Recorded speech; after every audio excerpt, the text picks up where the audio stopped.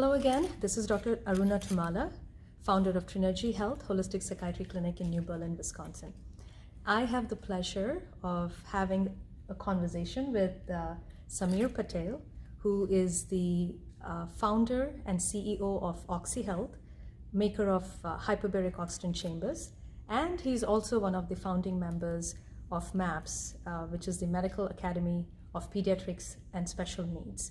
So, and I'm here, this is my first MAPS conference and loving it so far. Good. Looking forward to many more. I definitely would love to come back and do the whole fellowship track. That's the idea. Yes. So Samir, what was the thinking process behind starting MAPS? Well, my family comes from a medical background, so I have high respect for anybody that's a physician. They heal the world. And I was, I would say, the person that decided not to do medicine. I was an engineer. I had to be an engineer because I think logically, and that was easier for me. It was in my DNA, I suppose. So I came into this field from that end of it, and I started working with these physicians, and I saw how they operate. I said, that makes logical sense. That's logical, yes. You have inflammation, let's reduce it, let's find ways. Oh, that's logical, that study shows this, that study shows that. So my science-based DNA came into play and say, oh, okay, that makes sense. And I was going through that. And I, of course, everybody knows me that I have a company called Oxyhealth, which is, we manufacture hyperbaric chambers. Yes. And they weren't really accepted by the medical institution. Even my brother said, it's a great gimmick, move on. But this gimmick we were putting in people's homes, and it was working. Things were happening. I'm not making claims or any of that stuff. Forget about it, that's a different thing. But it was working, and I said, gosh, there's got to be something. Why do these doctors not understand this? Why are they not? But I felt that the institution was such that it needed science, they need to see it, evidence, need to study, they need to argue about it, because it's a practice of medicine. Yes. Why does it work? You want to be able to challenge. And so, debate and replicate the findings. Exactly. Yes. You learn so much from debating. Yes. I call it an argument, yet a very diplomatic word, debating. So we debate the ideas and come up with a conclusion, right? Yes. So that's what MAPS is about. You have a new concept, present it, let everybody discuss it, argue over it, and say it's accepted or not, and put it to play. Right? So that's what MAPS is all about. Bring in new ideas, learn about them, and then formally create a protocol. So we worked with a great Dr. Rosenthal who developed this program, and in his curriculum he says, we'll teach what we already know, thoroughly explain it, and teach it. And then one day is going to be a plenary session where we have these new concepts that come out. Yeah. Say, camel's milk, it's great. Well, some say it's not, some say it's great, some say it's bad. Well, let's bring a speaker in, talk about it, and create the discussion. Yes, yeah. And debate, because every single doctor I know has gone through so much schooling. They're intelligent. They're brilliant people. They just need to open their minds and look at it logically. And that's my engineering side. So logically look at it, and they say, aha, it does work or it doesn't work. Make an informed decision as a physician for the benefit of the patients. Then the other side of it is, I am a layperson and a patient myself. We are all patients. And we want to go and get advice from somebody that knows what they're talking about. Yes. If I go to my doctor and say, what do you think about it? He says, well, I don't know. I've never seen this before. I don't want to talk to you about it anymore. Maybe I'll get your argument and take it to some other person that does know it, and then I'll say, well, he brought up this question, what about that? So even at the MAPS conference that I visit exhibitors, I see their product, and I say, what is this about? And they tell me, and I said, that makes sense. So I quickly go and get another smarter person than I. Somebody smarter, who's that? A doctor. Hey doc, what do you think about this? And he'll look at it and he'll smile and say, and as we're walking away, I said, what did you really think about it? I get the truth. So MAPS is exposing the truth. And what do patients want? The truth. It's their health. They're fighting for their lives. They want to know the truth. And that's what MAPS is bringing out in these doctors, and also giving the confidence to a patient that says, if I go to a MAPS doctor, he's studied the good, bad, and ugly of what he's presenting, that is what correct. he's proposing. Yes. Yeah. He knows the contraindications. And then there's also the debate. Do I spend some $5 on this or $50 on something else? Well, the $5 thing might work better than the $50 thing. And sometimes people think, if I spend $50, it must be better.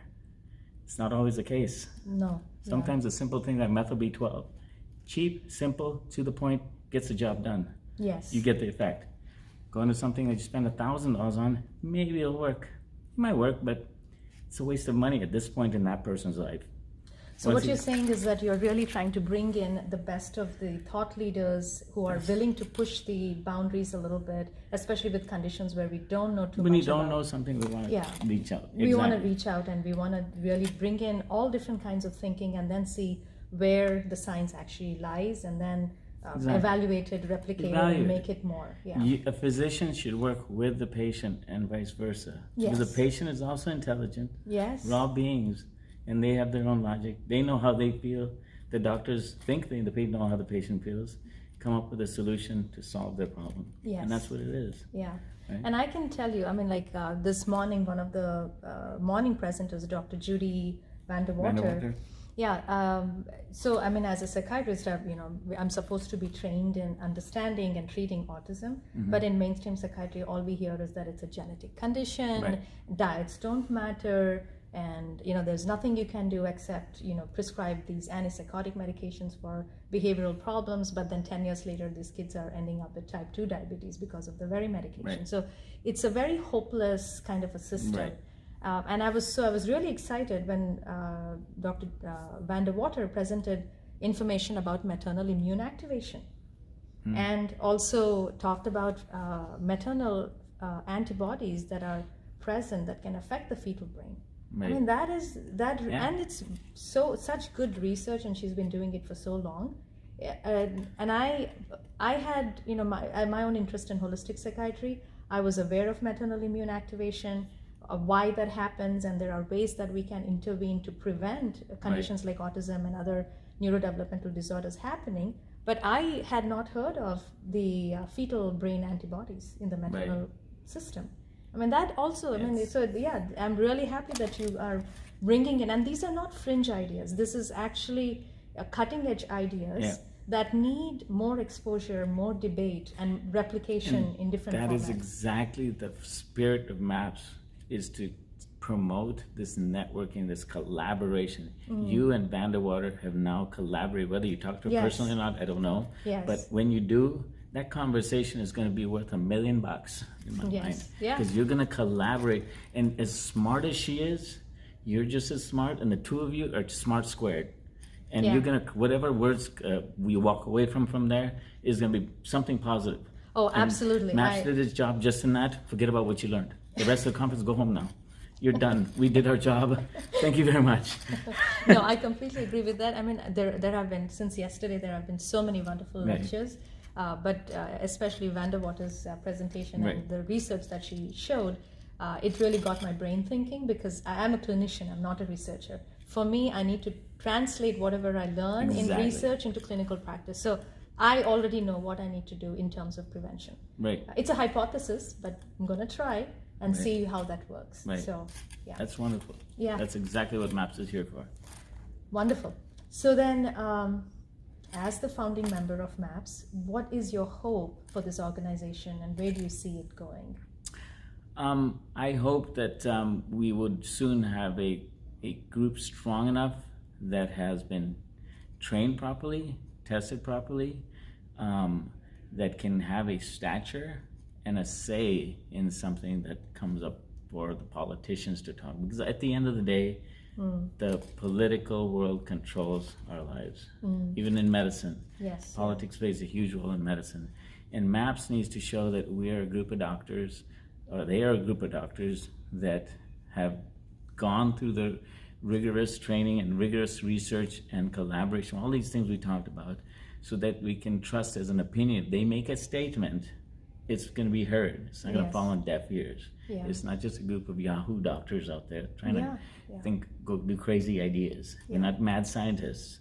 They're scientists, true scientists. And actually, being a physician is not just about protocols, and it's not just about assembly line medicine where you're practicing the same cookie cutter advice to everybody. It's not about that. It's really is about the critical thinking, the innovative thinking. And we want to be able to go to the decision makers, the lawmakers, to say, leave these guys alone, let them leave their doors open. It's the practice of medicine. If they don't get to practice something, how do they move the field forward? I always look at my best example as eggs. one day they were bad for you, then they were good for you. Then the yolks are good for you, the whites are bad for you. Then they switch. We're practicing. We haven't figured out. I still don't know if the egg's good for you. Depends on whether you can digest. That's the That's true. Ayurvedic answer. That's right. Great. I'm open to any answer. But right now, my puppy that was bothering us a little while ago loves eggs, and I feed them eggs because I feel that's a building block to build a chicken. So that's good for the body. I go with the basic simplistic thinking, but still, it's basically what we want to do is cultivate these doctors into thinkers that are not scared, and to create a political environment around them to not let them be scared, to be the geniuses they are. Every single doctor walking around there is smarter than I am. And I follow the words of Bill Gates. Surround yourself with smarter people because they'll bring you up. I'm the dumbest one in this group.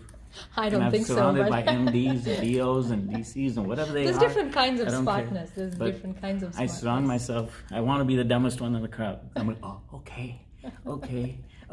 And I go home sleeping that night. I think, God, I talked to 10 people, and God, I think I'm a little smarter today. Yes. Right? So that's the whole idea. There's no one guru out there. That is true. Yeah. There's not one guru. Yeah, no, we're all blind people trying to describe an elephant. That's what's happening sometimes. And we all may have an aspect of the truth, and we should be open to seeing things from different perspectives. Exactly. And what we encourage is, during the lectures, the doctors are learning their stuff, they're doing all that stuff. I'm sitting outside contemplating, when they get on a break, who do I hook up with who? Who do I take Aruna to go meet? And who do I get someone to meet Aruna? Because they're going to get together and come up with brilliance. Yeah, I want to have a conversation with Judy Van der Absolutely. Yeah, we'll do that tonight. Yes. I'll be sure you'll do another one of this saying, he was correct, he didn't lie. Watch me. Watch me work. I will do that. I'll do that for anybody out there, as long as some beautiful stuff comes out of it. It takes manure like me to put good seeds together and make them sprout up and do whatever. I'll do whatever I need to do, as long as we've got a beautiful flower at the end. And that's the kids. And MAPS is specifically for children because I think they're the toughest ones, and pediatricians are rare. They're hard sought out.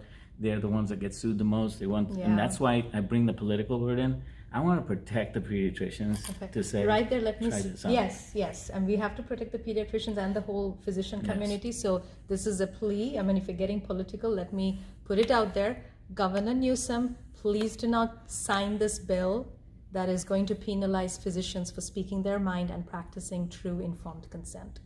So we will put it out there. That's actually very, very horrifying to even think that is on the agenda. Don't stifle a mind. Yes. Don't stifle. You can say, hey, look, double check that work you did.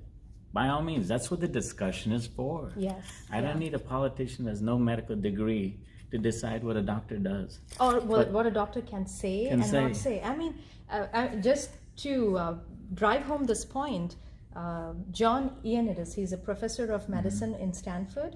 According to his research, 85% of medical research is garbage. I can believe that. Yeah, this is an official reading of the medical literature that is being published out there. And there are many ways to look at the problem. So you cannot say that there is only one way. That, I forget who said this, but it really sums up what tyranny is. Tyranny is absence of nuance. It just becomes tyrannical implementation of ideas. It's not practicing medicine anymore if we eliminate nuance. And peer review, that's part of the politics of it. Peer review is designed, the system is designed beautifully. It just got corrupted somewhere because of a good old boys club that got created.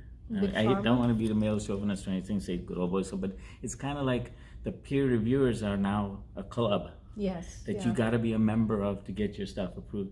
No, that club should be open-minded. ANSI is what it needs. So equality. You need to have opinions of different doctors, sometimes even lay people. Come in. You need a patient in that group to say, you guys are thinking of this great cure for gosh knows what is out there, but it's not practical. A really good example of this is when I was 18 and had just started my medical school in India, and I came back one day and I was telling my dad that he cannot have ghee anymore because that saturated fat, it's going to cause you heart attack and all of that. But now, how many years later, I am prescribing ghee to everyone, and I see that it does not cause an increase in bad cholesterol. It actually balances the lipid panel. And my father would always say, my body, I know how it works. I'm going to eat ghee. And I would fight with him. But yes, patients sometimes know what's going on with them, and we need to listen to that. Yes. Exactly. So welcome to the club. Yeah. The new club. The new club. The Yes. open-minded club. Yes. Well, thank you so much for your You're time. welcome. And looking forward to many more MAPS Great. conferences in the future. I'll be sure to hold my promise for Vanderwater. Yes. She's gonna talk to you. Dr. Vanderwater, if you watch this, make Talk sure to I me. did that. Talk to me. Okay. Thank you. Take All care. right. Bye.